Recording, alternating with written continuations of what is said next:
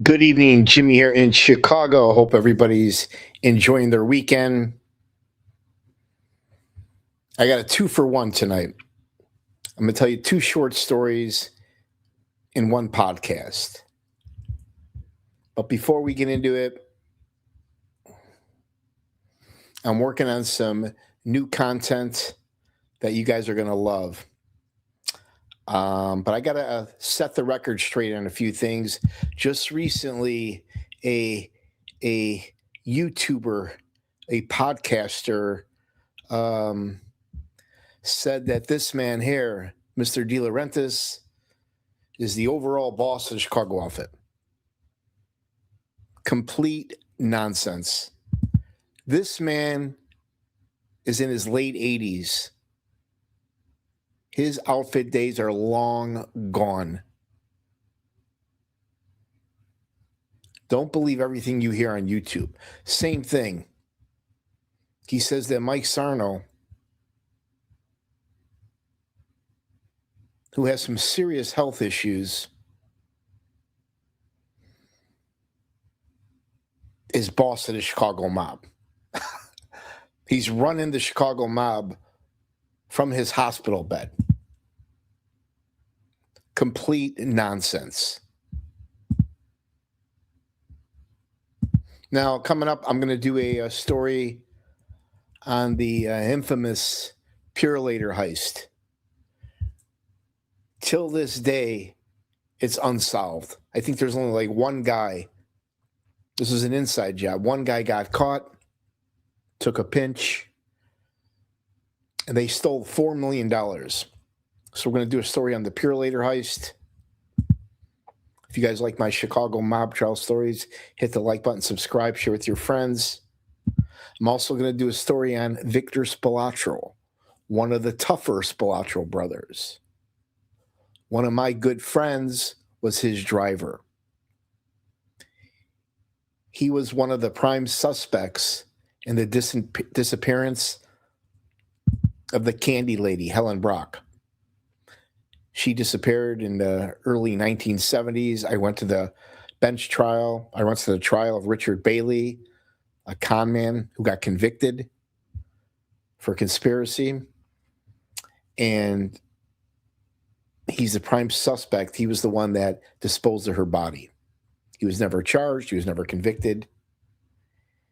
And another insight, the dentist, Dr. Pat Spilatro, who testified against Joe Lombardo,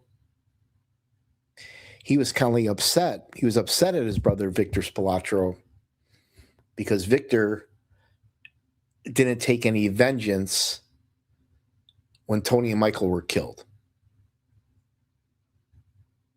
I mean, what was he going to do, right? Fight an army? I'm also going to talk about the mob's influence at all the racetracks, right? I remember going to these racetracks as a kid, as a freaking teenager, sportsman's, right? Right there, not too far from Midway Airport. A lot of characters at this racetrack, as you can imagine. Then you had Hawthorne.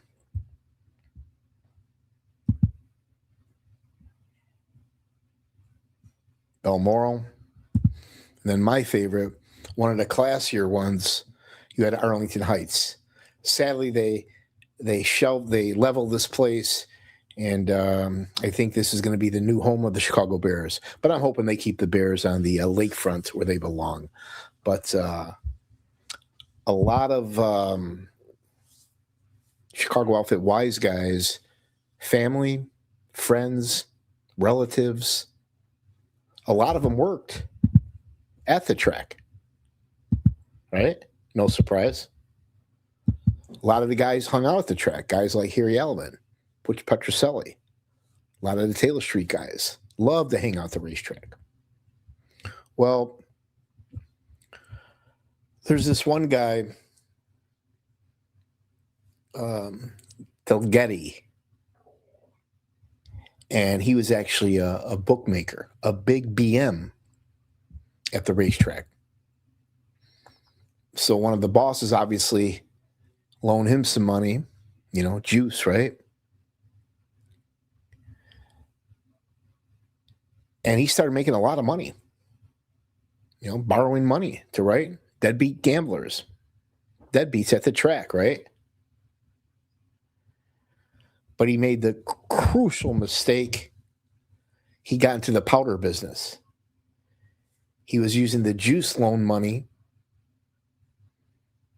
And now he was not only selling cocaine, but getting high in his own supply. Back then, as we all know, in the 70s, especially in the 80s, in my time, everybody was doing blow. Every party, every club, everywhere you went, somebody was on cocaine. One of my good friends got 40 years in prison for selling cocaine. And if anybody tells you they didn't do blow back in the 80s, they're lying. And some people, it destroyed a lot of people's lives. So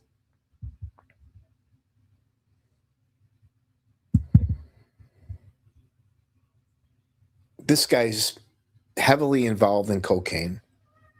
Now he's behind with the juice. Make it a long story short, they went looking for the guy. They found him stuffed in the trunk of a car. Now, this is an actual photo of Gambino, hitman, killer, Roy DeMail. But trunk music. The guy that was bookmaking at the racetrack, making a lot of money, got involved in cocaine, started getting high, got way behind in juice, ended up in the trunk of a car. Now, we're going to talk about the man of the hour. This guy was a master thief, the goat of a jewel thief, right? But one of the best. John Santucci. This guy not only was an outfit associate, Chicago mob thief, burglar, one of the best in the business, but he was an actor. John Santucci, right? Now I wonder, they call him Schavone too, John Sanucci, a.k.a. Schavone, Crazy Schavone. And I wonder if anybody knows if he's related to some of the Schavones I grew up with over there in Archer and Harlem, I think they were from.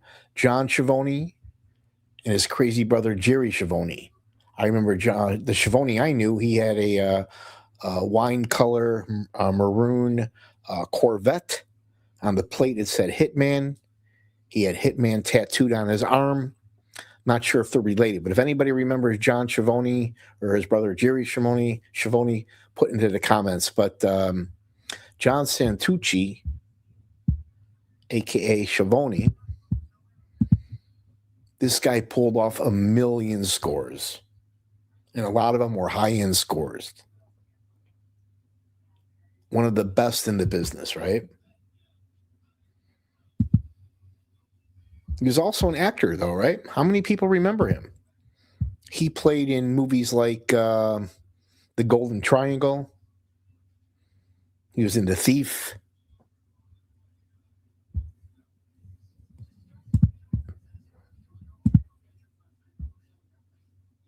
Miami Vice.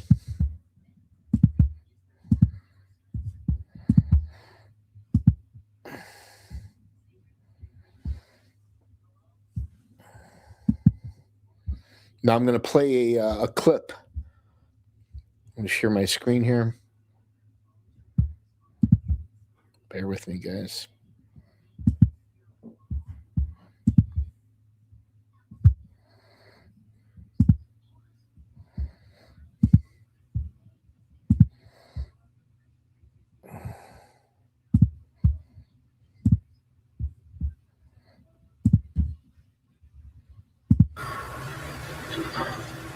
Hey, how you doing? Wonderful, thank you. Yeah, that's good. You know, a very important thing you remember is going to be my name, Sergeant Larizzi. Larizzi, why is that? Because I'm going to do good things for you. What for? Good conduct medal? You're going to make life easy for you. Yeah, smooth out the bumps in the humps. You know, your relationship with us. I didn't know I had one. Look, we your new partners. We in for 10 points. What has set you back? 10 points of what? You know. The guy, the Leo, the action. Get this. What's with you? Listen, RN goes with the territory. Don't you know you gotta come up? I ain't the car salesman. You guys want to deal on a Buick? Come on. Hey, motherfucker. Wait, don't you wait a minute. Me, hey, you want to pinch me, you pinch me. I'll be out in 10 minutes. If not, get the fuck off my car.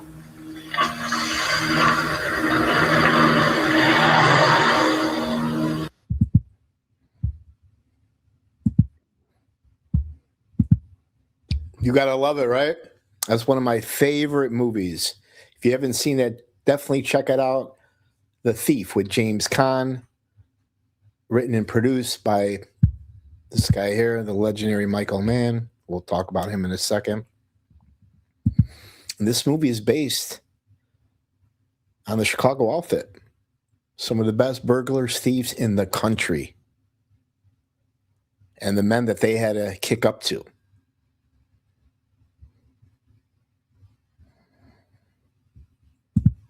Now I'm going to share with you a story one of my friends shared with me. As we all know, John Santucci, Schavone, whatever you want to call him, he was a consultant on the movie Thief for Michael Mann. Not only was he a consultant, but he was an actor. He played a part, as you just seen, a corrupt Chicago cop. And that's exactly how a lot of those mob cops used to act. Well, years ago, Michael Mann threw a lavish party at his mansion, one of his mansions in California, probably the LA area, Calabasas, Malibu. And of course, Schavone was there. And I think it was either a couple days or a couple weeks later, somebody broke into the mansion and robbed it. Well, it didn't take long to figure out who was behind it. You know, once they put 2 and 2 together, they realized that it was Santucci, Crazy Schavone, right? They didn't call him crazy for nothing. So now, word's out. Some of the outfit bosses, captains, they put word out to every bar, every hotel, every restaurant. Anybody see that Crazy Schavone, they're getting a $2,500 reward. Mickey Koroshia told them, even civilians, you get $2,500 to find him. So word spread. They checked all the hotels up and down Cicero Avenue. They checked all the bars. If anybody sees the guy, let him know. Word was out. Well, fast forward a couple weeks, whatever it was. He was actually out on a cocaine binge with none other than Robert De Niro and 3 black women. I can't make this up. This is a true story. I didn't stutter. You got Johnny Santucci, a.k.a. Schavone, Johnny Schavone, allegedly robs Michael, his good friend Michael Mann's home.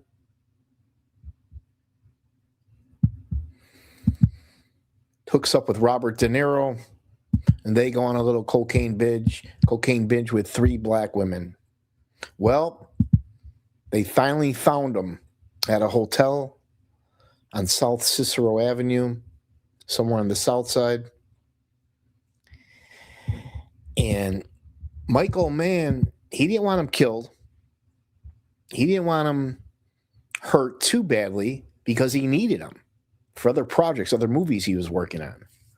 So once they got a hold of him, once the fellas got a hold of Schavone, they gave him a pretty good beating. They didn't put him in the hospital, but they gave him a good beating. And they also made him give back all the jewels and all the artwork and everything that they stole from the mansion. That was his punishment. He had to return everything. He got a beating. They gave him $10,000.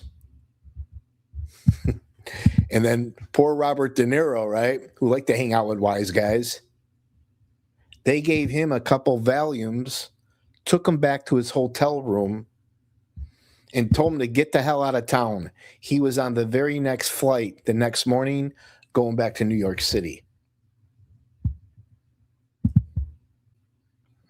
Now, here's some of his friends, right? Santucci had a lot of friends.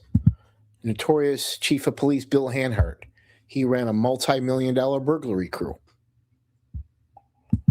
He's also very good friends with the Spilatro brothers, Michael and Tony Spilatro. We all know what happened to them. He was close with the Indian, Paulie Shiro. He was kind of like a sleeper for the Chicago mob out west in Arizona. He was the lookout when they killed Emo Valachi. He was one of the defendants at the family secret trial. I think it was in the 70s. He basically slept most of the trial, showed absolutely no emotion, but he was found guilty. Nick Calabrese testified against him. But I bring up the Indian because he was good friends with Santucci. Same with Freddie Presente, another corrupt Chicago mob cop, burglar, thief. Some people called Freddie a rat. I'm not so sure if he was. Another Hall of Fame guy in the neighborhood, you got Mikey Switek. I was very fortunate to get a chance to meet Mike. I remember bumming smokes off of him in some of his lectures and little side jokes that he would make. But Mikey Switek was good friends with Schavone. So was this guy, Dennis Farina. I tell the story where my good friend Mary, who wrote the book, was approached by Dennis Farina, and she actually sold Dennis Farina pot that was eventually given to Bozo the Clown. That's a true story. But check out Mary's book, Tales from the Patch. You can buy this on Amazon. She talks about what it was like being Joe Lombardo's lookout, the crush she had on Frankie Collada.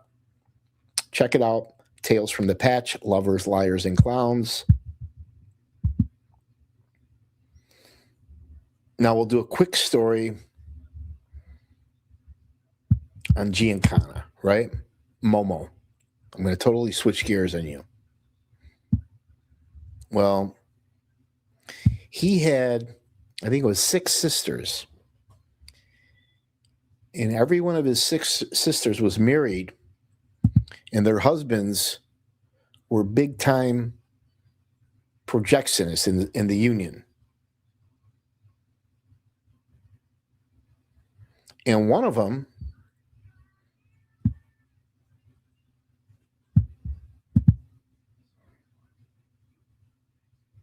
worked at Marshall Fields. In fact, several of his sisters worked at Marshall Fields. One of them worked there over 40 years, and she was like in charge of all the cosmetic department. So it's interesting that one of the most powerful men in the country, Sam Giancana, Mooney, had influence on one of the biggest retail stores in the country, the legendary Marshall Fields, right on State Street. We all remember that. So Mooney knew how to take care of his family. A lot of the women, all the sisters worked at Marshall Fields, and their husbands were big time in the projection union. Now, Mooney was under surveillance nonstop, 24/7. The FBI was on his ass, mostly because he was pissing them off and not keeping a low profile like Rika and Ricardo told him. You know, public enemy number one at the time, especially with Bobby Kennedy.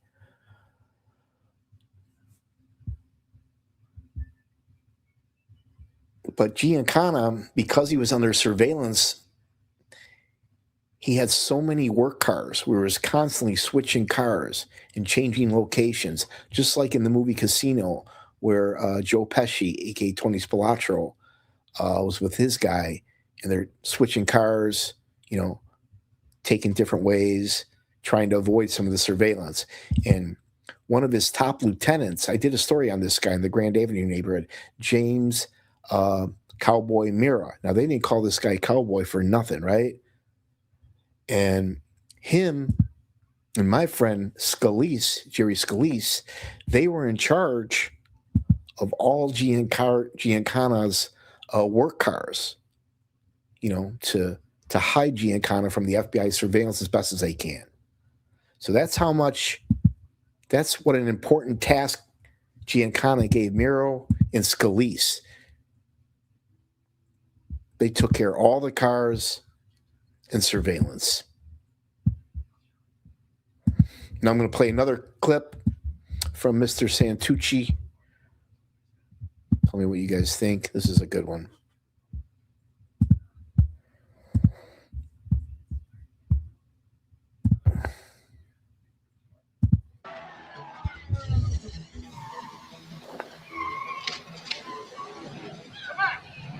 Come on!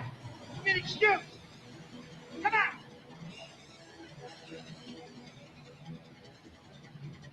Get out of the car!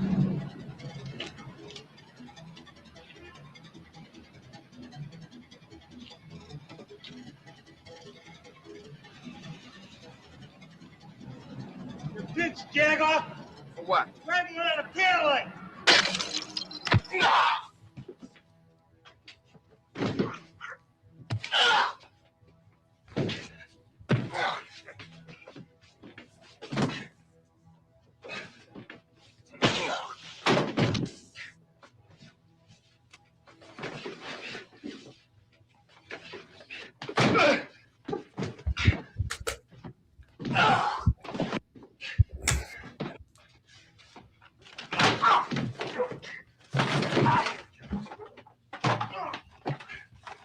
Pick him up, huh?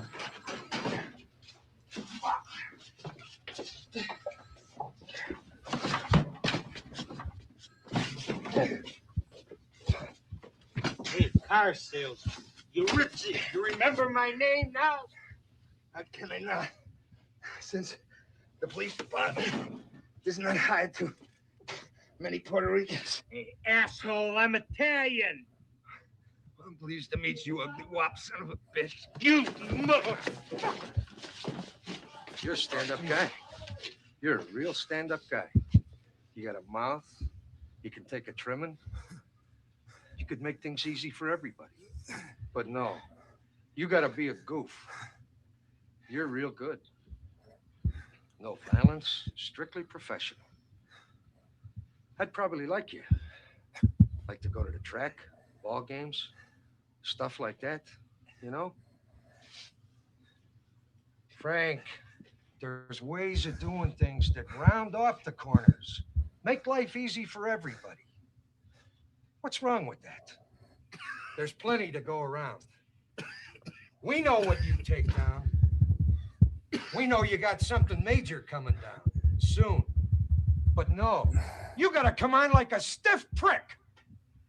Who the fuck do you think you are? What's the matter with you? You got something to say, or you waiting for me to ask you to dance? It never occurred to you to try to work for a living? Take down your own scores? Okay, fuck this guy. I tell you something. I'm gonna be on your ass so much you're gonna get careless. And on that day, I'm gonna be in that place. And that is the last place that you want to be. Because no matter what happens, I will never, ever take a pinch from a greasy motherfucker like you. You got motherfucker! But kill you right there! This goes two ways. Get this asshole out of here. Classic scene, right? Classic scene, guys. You got to love that, right? Check out that movie, The Thief. Let's recap really quick, okay? If you guys like my Chicago mob trial stories, hit the like button, subscribe, share with your friends.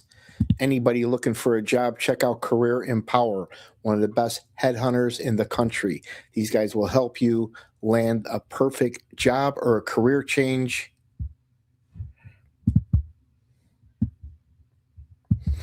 And don't believe everything you hear, right? This man's Chicago gangster mob days, whatever you want to call them, are long gone. This man is no longer a threat as well. It's time to bring Mike Sarno home. We're going to do a show about the Purelator heist, Vic Spilatro, and the mob's influence at all the racetracks, right? A lot of characters hung out these racetracks. Giancana, right? One of the most powerful men in the country, had influence at Marshall Fields, right? Most of his 6 sisters worked there.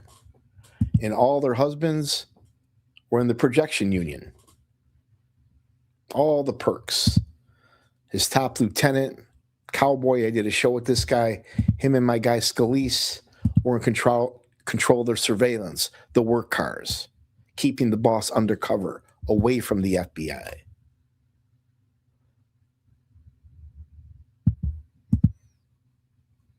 Mr. Santucci was born November 8th, 1940. Passed away, sadly, of cancer, February 22nd, 2004. He was only 63 years old. God bless Johnny Santucci, Johnny Schavone. Not only was a great actor, he played the part of a corrupt Chicago cop to the T. He was a master burglar, a thief, right? He was a technical advisor, a consultant on The Thief for Michael Mann. Speaking of Michael Mann, him and Scalise are working on, I believe, Heat 2. We all remember what a great movie Heat 1 was. I think they're working on Heat 2, and Scalise is working on that project as well. Big lavish party, all the A-listers there, all the VIPs had a party at Michael Mann's mansion there in California. Couple weeks later, it gets robbed. Prime suspect, Santucci, he goes off on a cocaine binge with Robert De Niro.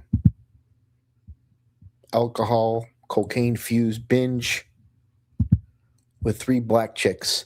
We all know how much Robert De Niro likes brown bloods, right? They gave him a good beating when they finally caught him hanging out at a hotel. They gave him a pretty good beating. He had to return everything that he stole, and they gave him 10 grand. De Niro's lucky he didn't get a beating.